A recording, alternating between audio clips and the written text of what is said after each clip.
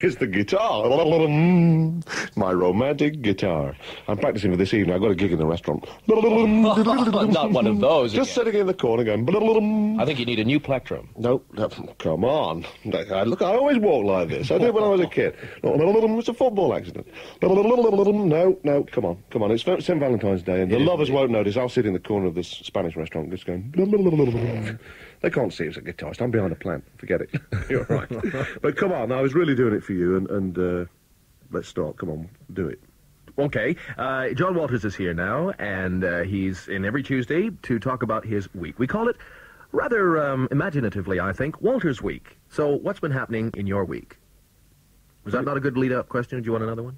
Well, I want you to do it. Do what? I mean, I saw it. What do you... Saw it there in The Guardian. What's happened? What have I done? Come on! What are you talking Trying about? to pretend it's somebody else. Oh, you coochie. Look at this one. Fluffy Bunny waves his little paw at his Poogie Valentine. Come on, I know that's me. Come on, let's wave your little paw. Okay, there we go. Is that it? Yeah. Oh, if you haven't bothered now. It's amazing. You start to look at these things, you think, who writes these, eh? Who sends them in? And they must tell the people, because you never find it. I mean, I thought Fluffy Bunny waves his little paw. That could easily be you. I mean, certainly this wasn't me. This is also in today's Guardian. Plum. Me, moo, moo. I am a sopply plosh today. I mean, that isn't you and it isn't me. Let's be quite honest. I mean, you think, what? Smoochy Bottom. Is that you? More Simon Bates. Yeah, well, there you go. I mean, look at this. Chicken thighs. This is a Valentine's kiss from Big Bum. Now, OK, now somebody might read that and say, that's Walters has sent that. I don't know any women called chicken thighs. Let's be quite honest. But I saw that Mike had got one in, Mike Hawkes. Oh, yeah, so what does it say? To, our secretary, your secretary, really, because I only just sort of like share on odd days. It says, Janice, our secretary Janice, it says, Janice, my little donklet. Donklet? Dominate, demand, I'm yours to command. Now that's, just these things come out, you see, they think you're not going to notice them, you turn the page. This is how my week's ended, but I've been waiting for this. Here's another one, turn the Guardian there. Hello, hippopotamus bum. Oh, actually, I think that probably is for me. I'll read that one on the train. Yeah, no, this could be something personal. But you turn to all the pages. See, I got on a train this morning, there you go, have a look. Hello, copy of the Daily Mail. And you think, somehow, out of the Daily Mail, let somebody, not literally, obviously, wow, but somebody I did know. I mean, here, I'm not giving anything away. It's published in the Daily Mail. Dave Swarbrick. Do you know Dave? He was a fiddle player. That's or right. is a He fiddle player. still is, yes, I'm sure he is. Wasn't last time I saw him at Fairport Convention. He just says, in the middle of all these ploopy draws and all these things, it says, Dave Swarbrick, please say you'll love me for always. Be nice, Diane. I hope I'm not giving anything away there, but there it is in the Daily Mail. I know nothing of Dave Swarbrick's sort of passionate life, but it's hard to find. Then you think, perhaps I know a lot of these people. And you have a look and you think, and immediately below Dave Swarbrick there, Denise. Remember Denise used to be in the typing pool? Yes. Went off to television. She's secretary in television now. Attractive girl. Footloose and fancy-free as far as we know. But it is, you see. Denise, you're still the one for me. So now you know. But then underneath that, Denise, no distance can keep you out of my dreams. See you soon, all my love. Motley, further up the page. Denise, love and miss you lots, but not for long. John, Denise. Oh, no. Yes, the songbird will keep singing. Soldier, Denise, all my love always. Philip, I'm just going up the column. There's hundreds of them. Denise. Love is not love until love's vulnerable. Yours forever, Stanley. Who is this Denise? Denise Reynolds. I just say that because there's one guy has set his Denise to one side. Denise Reynolds, I love you more and more each day. Wish September was tomorrow. Oh, my love, darling. Sensible bloke. She'll be well placed with him. He's probably a commodity broker or whatever these things are. It's absolutely amazing. And you have a look around. Denise, I love you from the moose. Even the animals are getting yeah, that's obviously a Canadian one. You should know about that. But then, of course, you start to get back to normality, let's face it. Daddy Pig. Mummy Pig loves you, you know, and you think, oh... Is that from Peely, do you think, that one? Well, that's what I thought. we don't like to talk behind his back, so if we could... No, he's not facing the other way. It's all right, we'll be okay. But look, you see, I thought, hello, and I turned to the P column. Sailing Mail, there's hundreds of them. I mean, this seems to be the popular thing. Is it Peel's missus? Everybody knows she's called the Pig. And I look down. Piggy, you're guaranteed oodles. How about some mustard? Love, Moo. Piggy, forever mine, love Bonnie. Piggy, love you bunches, blob. Piggy, I love you, peg leg. One of them's only got one leg. He's right behind the others. Down the old lane there. Piglet, love from Pooh. Piglet loves Pooh. Piglet, let me buy you a picture of... there's hundreds of these. Now, it makes me wonder. Peel goes away like he did last weekend, eh? He goes on, what, a tour of Scotland. Yeah, yeah. Bye, Peg. He waves at the end of the lane. Bye. Because I used to get all this when they were courting and so on. I used to get this sort of thing, 10, 12 years ago, you know. And it will be all that. He'd be on the phone to her, and it would be all this. You put the phone down. No, you put the phone down. No, I'm not. You put... I think, for God's sake, put the office phone down. You know, I thought they'd grown out of that, but you can still see him waving away. He drives off on a tour of Scotland, suddenly, through the woods, the peg leg, hundreds of them arriving. I just, all I'm saying to Peel is, be a little bit careful. There's probably about 8 milkmen just going down the lane to that cottage. He comes home, fridge full of yoghurt. He's all right, but he says, what a little housekeeper you are, Peel. It's there. There to be read in the Daily Mail. That's all I'm saying. Last Thursday, I thought I'll stop. I got off the train at... I wasn't actually passing out to go there specially, but it wasn't too far out of my way. I went to the Musicians Cooperative, the Croydon Musicians Cooperative, which we knew existed. And it was at a pub called The Star in Croydon, quite a well-known sort of rock pub. Captain Beefheart used to play there. I simply like Edgar Broughton and the Floyd and everybody there, you know. But it was only 50p to get in. There's a lot of these things happen all over the country, you know. Young musicians are now getting together and they're saying, well, look, we're not going to get an impresario who's going to put us on. We're not making that sort of money, but we just want to play. And some youth called Johnny Crescendo seems to run it. I don't think it's his real name. He's just sort of John Cooper Clarke kind of figure. That's all he is. He, by gum, tiddly pom. I mean, I'm sure he's on next week. He's on this week, I should say, on this Thursday. What, in session? Yeah, well, he just recites one of his poems, you know. I've got a little song and it won't take long, that kind of thing.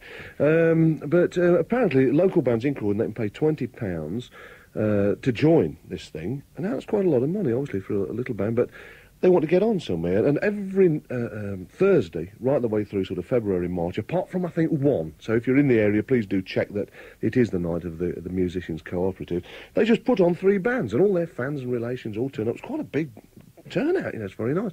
There's about a dozen of them to go. You didn't realise there were so many in the area. They hope to get enough money. It's only 50p to get in. You can get... They hope to be able to get a van and equipment and all that sort of thing, and they just want to be heard. The trouble is, obviously, on that level, in every band there's going to be something quite good. Mm-hmm. You know, like the bass player will be quite good, or, hey, the drummer's, that's quite good, you know, for just a sort of local guy. You're very rarely going to get a sort of full house where the whole band comes together and gets on saying it's tremendous. There was a band there called Peru, who were quite good, bass player, drummer, played very well together. They'd even done their own magazine. I've got a copy here. And for instance, they'd got in the page in the magazine to say that a lot of people said they couldn't hear the words, and so they printed words to some of their songs. Not always, I thought, too good. It might have sounded odd in the context of the song, but this one was called, for instance, A Spanish Holiday. Saw you go at the aerodrome, took your ticket, then took you away, and flew you along the runway. So you were a runaway. Then you went up into the sky yesterday. I stood there and watched you go. You faded from view. You faded too soon. It's plain in the sky that there's no room. The plane flew you in 81, June. Sort of, I think a little bit more work on the poetry side. They might not come amiss. But if that was a mistake, the band were good in parts. Like all the bands there, they were good bits. They tend to get off the stage and they come up to you and say, what do you think? They don't really mean, what do you think? They mean, can I get a booking? Are you going to discover me? Kind of thing, you know, which is difficult to give them a very valid. You mean, like, what do you think compared with what? You know, compared with, I don't know, Led Zeppelin, the band that was on before. You know, what do you mean by that? So it's a little bit difficult, but in your own area, I'm sure there are these cooperative things springing up, and if you're in the South London area, keep an eye open for that. One interesting band came on right at the end, a band called John, aged 4.5, which is a good name. Very often, the sort of ingenuity runs out just after the name. And when I said to the lad in the second band there, who was talking to me having a drink, I said, who's this last band, John, aged 4.5, is it worth staying? And he said, oh, it's just a band, it's just 5 basses. And I thought, oh, very good, yeah, very satirical, 5 basses. Of course it wasn't at all. 2 of the basses didn't show, it's only 3 basses. What?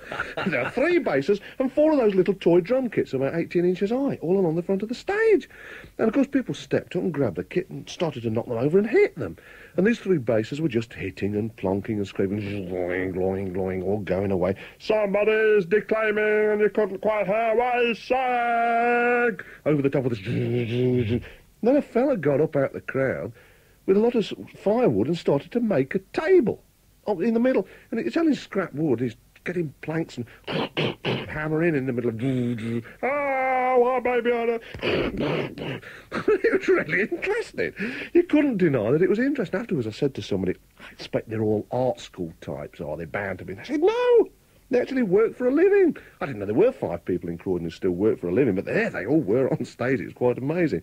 Those sort of things can be a bit deceptive, that the group do something like climb into a box and go to sleep. And you say, how original! You know, what a change from somebody pretending to be Thin Lizzy. But perhaps after that, it stops being funny. But as I say, these things are workshops and should be encouraged, you know, and that's the sort of thing we want to see. New people doing new things. So throughout February and March, starts at 7:30, and there's 3 bands every night. It's only 50p at the Star in sort of West Croydon. Very good crowd and very enthusiastic, because most of them are sort of related to all the other people. Still, it's worth going to see. It's a funny old world. It's a funny old world. Do you know, somebody was showing me some publicity about Barry Manilow, and in the publicity it said, someone buys a Barry Manilow record every 18 seconds. Do you realise what this means? This bloke's buying a Barry Manilow record every 18 seconds. That works out at 4,800 Barry Manilow records he has to buy in a day. 33,600 Barry Manilow records he's bought in a week. I mean, you'd need more than a shed, wouldn't you? I think you'd need more than a warehouse. Let's be perfectly honest. I think he's dumping them at sea. I mean, imagine that they're just washed up onto the beach. Some distraught mother. I don't usually go to the bingo. I always keep an eye on him. He's come out of the sea covered in Barry Manilow records. Oh, God, they talk about pollution. And talk about pollution, there's a film that perhaps I shouldn't... I never know what the protocol is on these things. I get invited to these things.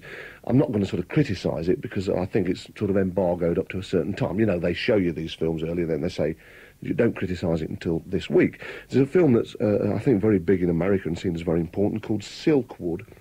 Meryl Streep stars in it, and it's a sort of real-life story of a girl called Karen Silkwood, who just happened to be a worker at a plant that dealt in sort of atomic energy and, you know, potential radiation and so on, and just took an interest for her own safety. And it's one of those things where people say, well, what do you mean it's not safe? Shut up. You know? Yes. And the whole drama is her own... It's a bit long.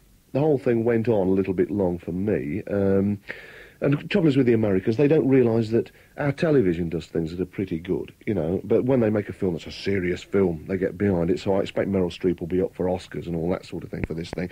But if you're interested in, you know, well, serious issues and so all that sort of thing, and not being actually covered in Barry Manilow records, the real girl that did exist, I say did exist because she was complaining and going to go to Parliament, not Parliament, to Congress and all this sort of thing, she disappeared. The girl just disappeared. Meryl Streep plays this girl. And it's an interesting story, you know. You think, hello, these things can happen, you know. It's a little bit weirdo. Speaking of things that are a little bit weirdo, congratulations, Elton. Fancy getting married after all this time. Well, I was amazed. You see, partly because, let's be honest, Elton's never made any secret about his sort of homosexual potential and so on, which we've obviously all known about for years.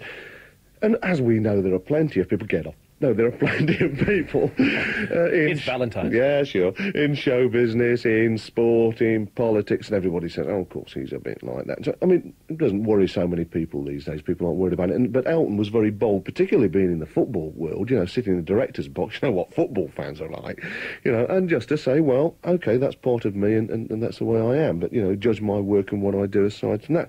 So... it's very nice to see him say, well, because that's not the end of the story. I've now made this commitment to the sort of hetero lifestyle by obviously getting married. And on Sunday, I was really interested, on Saturday, I should say, to get to see a copy of The Sun and see a photo of Elton with this lady, and it said, the happy couple. It said, superstar Elton and his supergirl Renata.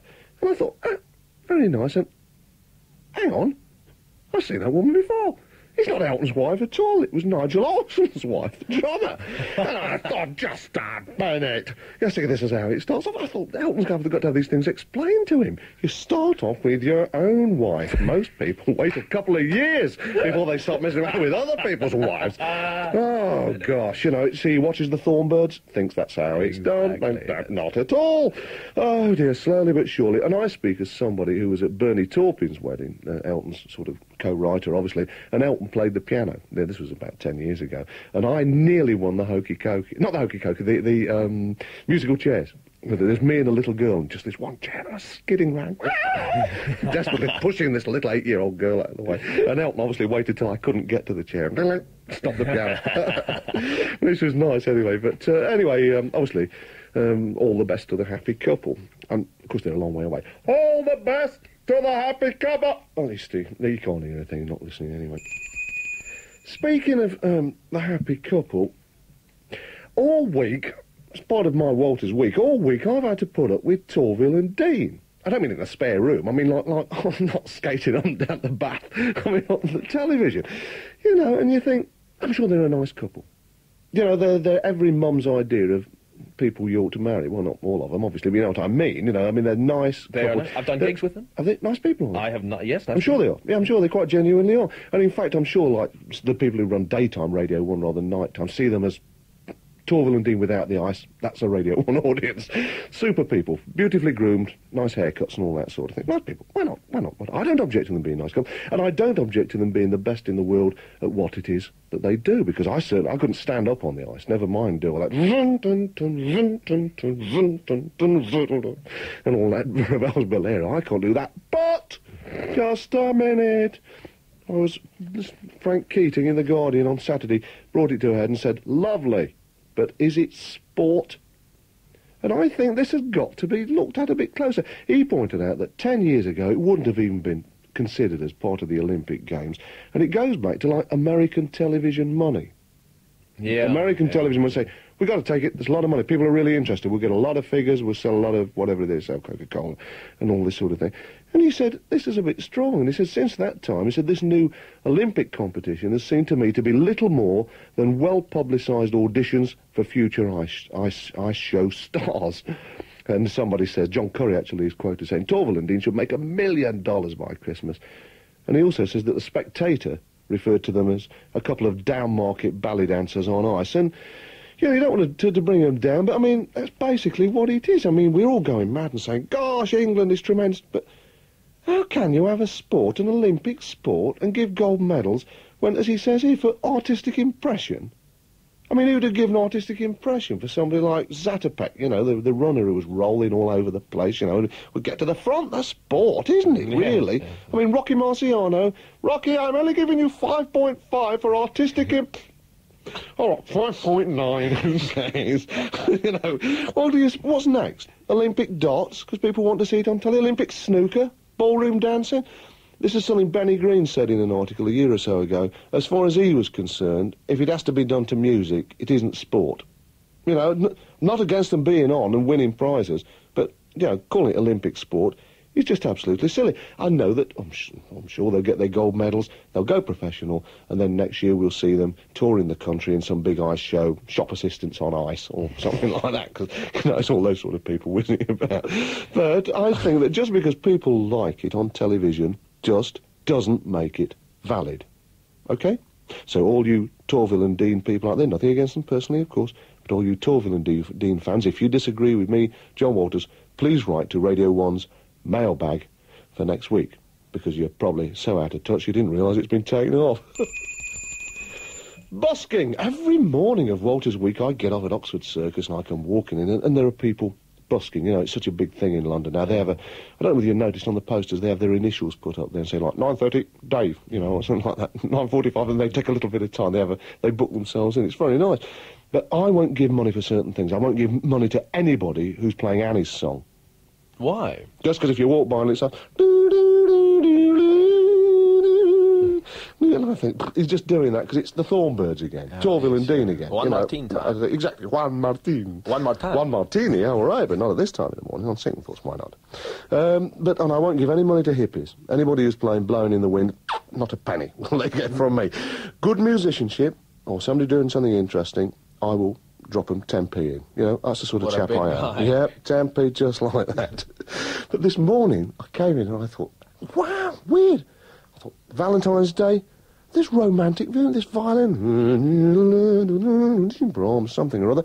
And there's an orchestra. As I came in, I thought, he's got a whole orchestra. He's very good because he got, obviously, a cassette of the orchestra, stuck it down there with a great big ghetto blaster thing, and so he got this orchestra playing. He's got the violin part, and he's not very accurate, and he was getting a lot of money. So I think that's very nice. Of course, in America, it's really gone mad, and you do get whole orchestras on the street. So perhaps we'll move towards this. This is from an album I found in the office called Stars of the Street. It's the second volume. It's called Stars of the Street Encore.